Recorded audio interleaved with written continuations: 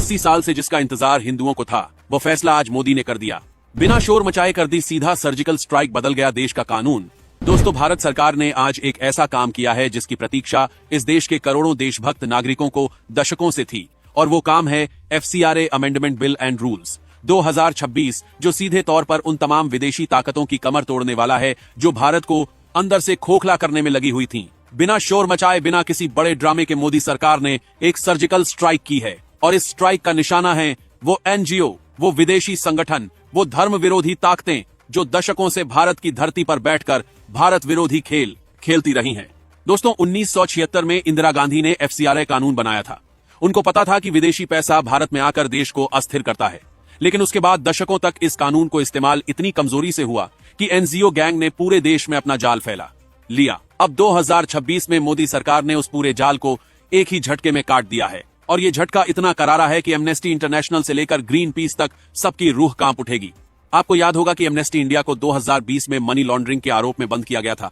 ED ने पाया था कि ये लोग NGO की आड़ में व्यापार करते थे, विदेश से पैसा आता था, यहां धंधा होता था, और उस पैसे से भारत विरोधी गतिविधियां चलाई जाती थीं। ग्रीन पीस पर जब भारत सरकार ने कार्रवाई की तो तत्कालीन अमेरिकी राष्ट्रपति ओबामा को इतना दर्द हुआ कि उन्होंने खुद लेख लिखा। अब सोचिए कि एक विदेशी NGO को बंद करने पर अमेरिकी राष्ट्रपति का दर्द उमड़ता है, तो वो NGO नहीं कुछ और ही था। दोस्तों, भारत सरकार ने 2024 से 2026 के बीच इस पूरे तंत्र को बारीकी से स्क्रूटनी में रखा, और जो पाया वो चौंकाने वाला था। 22,000 से अधिक संस्थानों के लाइसेंस कैंसिल किए गए, और इस कार्रवाई के बाद विदेशी फंडिंग में 87% की गिरावट आई। अगर पहले 100 करोड़ आते थे तो अब केवल 13 करोड़ आ पा रहे हैं। यह भारत सरकार की पहली बड़ी जीत थी। लेकिन मोदी सरकार यही नहीं रुकी, उसने और आगे बढ़कर ऐसे नियम बनाए जो इस पूरे खेल को जड़ से उखाड़ फेंकेंगे। दोस्तों, नए FCRA रूल्स 2026 के तहत अब कोई भी NGO विदेशी फंडिंग लेना चाहे तो उसे सबसे पहले अपना account state bank of India की दिल्ली मेन ब्रांच में ही खुलवाना होगा।